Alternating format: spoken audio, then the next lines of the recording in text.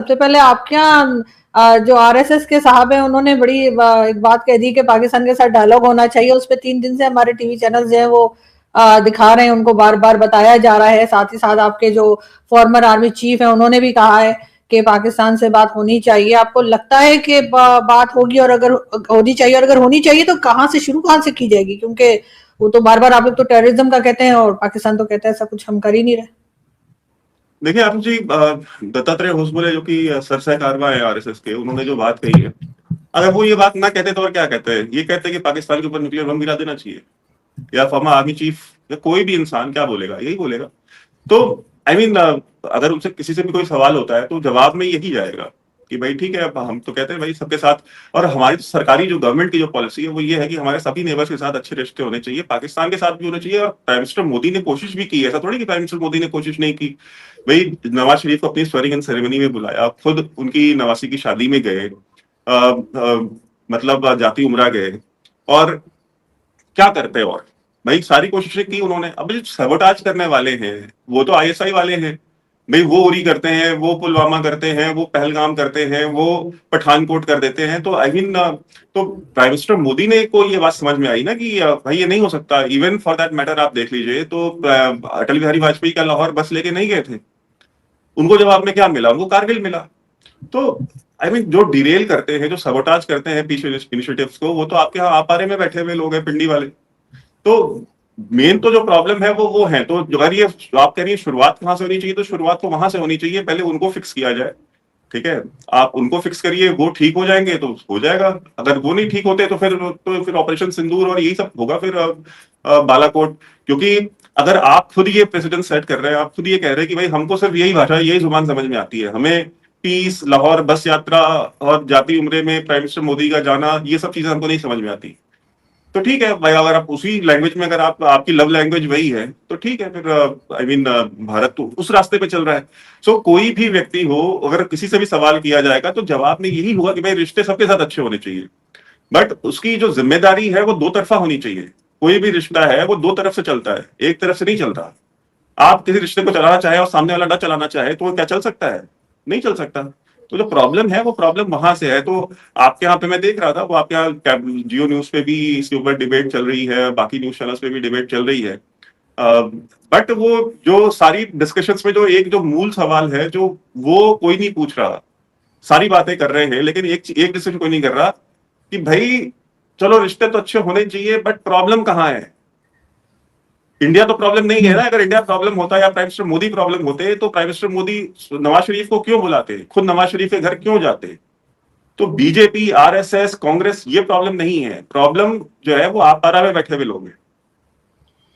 नहीं, खैर वो तो जाहिर है कि आपको यही लग रहा होगा, या आपको यही लगना भी चाहिए कि प्रॉब्लम यहाँ से है। लेकिन ये लोग भी तो कई बार कहते हैं कि हम ट्रेड करना चाहते हैं, हम बात करना चाहते हैं, इस किस्म की स्टेटमेंट्स भी आती हैं।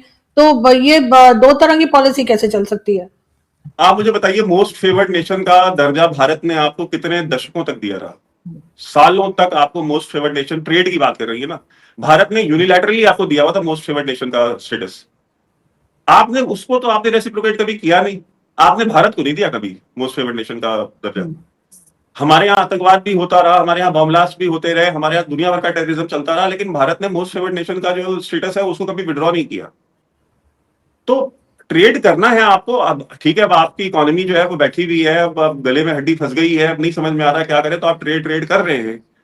लेकिन जब हमने आपको मोस्ट फेवर्ड नेशन दिया हुआ था और आपको अमेरिका से डॉलर आ रहे थे, वॉर और टेरर चल रही थी, तो आपको जरूरत नहीं थी।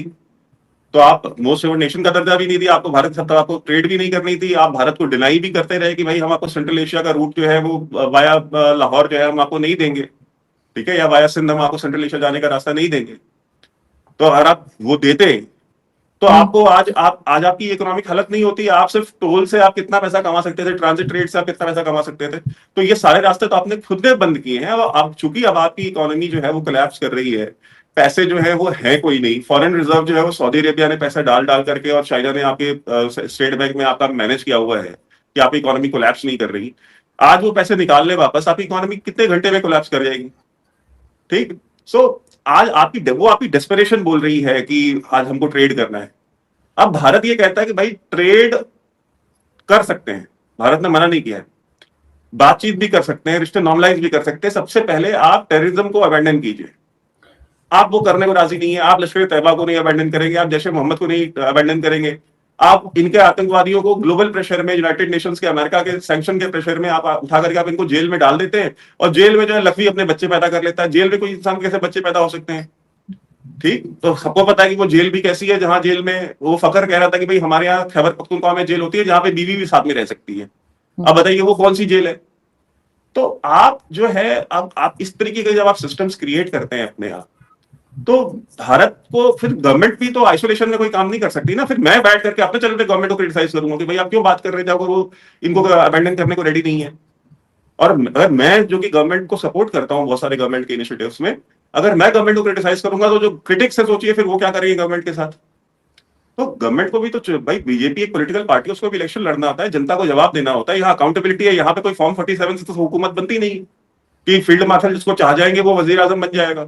यहाँ तो जनता का वोट लेना होता है, आवाम के बीच में जाना पड़ता है, आवाम को फेस करना पड़ता है, उनके सवालों को, उनकी नाराजगी, उनकी खुशियां, सब कुछ आपको फेस करनी पड़ती है। तो वो रिस्क जो है कोई भी पॉलिटिकल पार्टी नहीं ले सकती और कोई भी हुकूमत नहीं ले सकती। तो आप उनको अबैंडन कीजिए, उसके बाद बातचीत हो सकती है। प्राइम मिनिस्टर मोदी ने कहा ना कि भाई आप गोलियों की गूंज में जो है वो बातचीत की आवाज नहीं सुनाई देती, आप पहले उसको बंद कीजिए, आप उसको अबैंडन कीजिए। लेकिन ये भी तो कहते हैं कि इस वक्त जो एक सर्वे आया था उसमें कहा यह गया था कि पाकिस्तान वो कंट्री है जिसने सबसे ज्यादा टेररिज्म को सहा है, या सबसे ज्यादा टेररिज्म जिसके अंदर हुई है। तो जब पाकिस्तान के अपने अंदर इतनी टेररिज्म हो रही है तो फिर उस पर क्या कहेंगे? नहीं, तो वो टेररिज्म आपके यहाँ जो हो रही है तो वो कौन कर रहा है? सबसे पहला सवाल तो ये है। आपकी आईएसपीआर का कहना ये है कि वो तालिबान, अफगान तालिबान करा रहे हैं। ठीक है, डीजीआईएसपीआर ने भी प्रेस, वो अफगान तालिबान आज से 3 साल पहले रहते कहां थे? किसकी प्रोटेक्शन में रहते थे? उनको मकान और बंगले बना करके किसने दिए हुए थे? उनके फैमिली के बिजनेसेस कराची में, कराची पोर्ट में उनके फैमिली के बिजनेस किसने खोल के दिए थे? लाहौर में और इस्लामाबाद में उनको कोठियां जो है कि पॉश इलाकों में किसने बना के दी थी? डीएचएस में, बहरिया टाउन में उनको घर किसने दिए थे? कमाल बात करते हैं यार, आपके पाले हुए लोग हैं, आपके अपने लोग हैं। हमीद गुल के वीडियोस ऑन रिकॉर्ड हैं, वो डिफेंड करते रहे, जब तक मरे नहीं तब तक वो डिफेंड करते रहे आपके मेन स्ट्रीम चैनल्स पे बैठ के तालिबान को। मुशर्रफ को 150 गालियां देते रहे। तो ये डबल गेम तो आपकी स्टेट हमेशा से खेलती रही है ना, कि भाई इनके साथ भी मिले हुए रहते हैं, सामने वाले के साथ भी मिले रहते हैं, अमेरिका को भी सपोर्ट कर रहे होते हैं वॉर ऑन टेरर में, और तालिबान को भी पाल के रखा होता है अपने यहाँ पे। चाइना के साथ भी जो है गलबैया कर रहे होते हैं, और साथ में जो है कि अमेरिका को भी बता रहे होते हैं कि वफादार तो हम आपके ही हैं, हम तो रहते उसके साथ है लेकिन दिल आपके साथ है। तो ये जो सारे के सारे जो 2 नंबरियां हैं, डबल गेम है, इसमें तो एक्सपर्टीज है ना पाकिस्तानी डीप स्टेट की। और हमीद, और आपके यहाँ पे हमीद गुल जैसे लोग जो है उसके ऊपर बहुत प्राउड फील करते रहे। मैंने तो आपको वो वीडियो भी दी थी जिसमें हमीद गुल ये बात कह रहे थे कि इतिहास, तारीख गवाह ये विटनेस करेगी कि हमने अमेरिका से पैसे लेकर के अफगानिस्तान में सोवियत यूनियन को शिकस्त दी, और ये भी तारीख में लिखा जाएगा कि हमने अमेरिका से पैसे लेकर के अमेरिका को अफगानिस्तान में शिकस्त दी। ठीक है, तो कहा था वो, हाँ, तो ये काम तो किया ना उन्होंने, आपकी स्टेट ने, जब अमेरिका को वहां से विड्रॉ करके जाना पड़ा अफगानिस्तान से, आपने अमेरिका से पैसे खा करके अमेरिका को ही हरवाया अफगानिस्तान में। तो अब जिनको आप सपोर्ट कर रहे थे वो आपको ठोक रहे हैं, वो आपको मार रहे हैं, वो आपका दहशतगर्दी कर रहे हैं, और आपका प्रॉब्लम है, आपका खुद का क्रिएट किया हुआ मैस है ना। भारत तो आपको क्रिटिसाइज करता था उस समय कि आप तालिबान को सपोर्ट मत कीजिए, आप जो है तालिबान को सपोर्ट करें, आप हामिद करजई को सपोर्ट करें, आप वहां की जो लेजिटिमेट गवर्नमेंट है आप उनके साथ खड़े हो। आपको नहीं समझ में आया कि नहीं, ये तो सब 2 नंबर गवर्नमेंट है, असली हुकूमत जो है, असली जो लोग हैं वो तो तालिबान वाले हैं, आप उनको लेके आए हैं, तो लेके आए तो होर चुपो। लेकिन अभी जो वैभव यहाँ पे हमारे यहाँ जो बहुत तारीफें की जा रही है कि हमने पीस टॉक करवा दी, और हमारे ऊपर से वो जो टेररिज्म का या इस किस्म का जो लेबल है वो हट जाएगा, क्योंकि हमने ईरान और अमेरिका की बातचीत करवाई है, उनकी जो पीस टॉक हुई थी उसमें हिस्सा बने। लेकिन उसके कुछ ही दिन बाद अमेरिकन सेनेटर कहते हैं जी पाकिस्तान पे ट्रस्ट नहीं है, तो अगर ट्रस्ट नहीं है तो उनकी टीम यहाँ क्यों आई थी? पहले नहीं पता था उनको। ईरान भी कुछ नाराज है, तो कहाँ पे गलती हो गई है जो अब लोग इस तरह की बात कर रहे हैं? देखिए, जब when you try to be friends with everybody तो ये होता है, आप सबके साथ दोस्ती नहीं कर सकते। ठीक है, आप सबके साथ दोस्ती नहीं कर सकते, और आप अगर एक कॉन्फ्लिक्ट में, अच्छा सबसे बड़ी बात ये कि पीस टॉक्स का मतलब फेल ही होनी थी। मैंने तो उसके ऊपर वीडियो भी बनाया था, मैंने कहा ये फेल ही होगी। उसका रीजन ये है क्योंकि भाई कॉन्फ्लिक्ट तो बेसिकली इसराइल और ईरान के बीच में है। ठीक है, तो जो मेन कॉन्फ्लिक्ट है वो तो इसराइल और ईरान का है। मैंने कहा इसराइल और दो पार्टियों के बीच में आपको पीस टॉक करानी है, दो में से एक पार्टी है ही नहीं टेबल पे, ठीक है। हम्म। उनकी जो प्रॉक्सी थी, जैरेड कुशनर और स्टीव विटकॉफ, ईरान ने कह दिया कि हम इन दोनों को, हम अगर ये दोनों आएंगे तो हम बात ही नहीं करेंगे। तो उन दोनों को, वो दोनों भी बाहर हो गए, यानी इसराइल एक तरीके से पूरी तरीके से आउट ऑफ द नेगोशिएशन था। तो जब दो में से एक पार्टी है ही नहीं है तो आप किसको पीस नेगोशिएट करा रहे हैं? मेरे और आरजू काजमी के बीच वाले पीस डील होनी है तो दोनों का टेबल पे होना जरूरी है ना। हम्म। अब आरजू तो बैठी है, वैभव सिंह है ही नहीं उस रूम में जहां पे पीस टॉक चली, तो चल किसके बीच में रही है वो पीस टॉक? अमेरिका के बीच में। और लिंडसे ग्राहम कौन है जो जिन कांग्रेसमैन की बात कर रहे हैं? लिंडसे ग्राहम इज बेसिकली जो जो इजरायली लॉबी है, इजरायली लॉबी के जो सबसे बड़े एडवोकेट है अमेरिका में, वो लिंडसे ग्राहम है। तो अगर लिंडसे ग्राहम कोई बात कह रहे हैं तो वो लिंडसे ग्राहम नहीं कह रहे हैं, वो इसराइल कह रहा है, ठीक है। तो और इसराइल को पाकिस्तान के ऊपर ट्रस्ट डे वन से नहीं है। मैंने तो अपने चैनल डिफेंसिव ऑफेंस पे जो इसराइल के एम्बेसडर है इंडिया में, मैंने उनका भी इंटरव्यू किया था, और उन्होंने कैटेगोरिकली बहुत क्लियरली ये बात बोली कि भाई पाकिस्तान पीस टॉक कराएगा का, जो दुनिया में खुद एक टेररिज्म का इतना बड़ा स्पॉन्सर है, वो पीस टॉक कराएगा हमारे और ईरान के बीच में? कहते हैं कि यार ये फ्रॉड है, इट्स अ सर्कस, ठीक है। उन्होंने उसको सर्कस कहा, it's a circus, nothing more than that. तो मुझे तो उसी दिन मालूम था कि यार ये इसका मतलब है कि ये कुछ भी नहीं होना, इसका कुछ भी नतीजा नहीं निकलना। और इसराइल की मर्जी के बिना अमेरिका कोई भी डील नहीं कर सकता, क्योंकि अमेरिका वो वॉर लड़ी इसराइल के लिए रहा है। सो अगर इसराइल नहीं चाहता कि पाकिस्तान कोई पीस टॉक कराए, और पीस टॉक किसके, मतलब किस ग्राउंड पे आप पीस टॉक कराएंगे?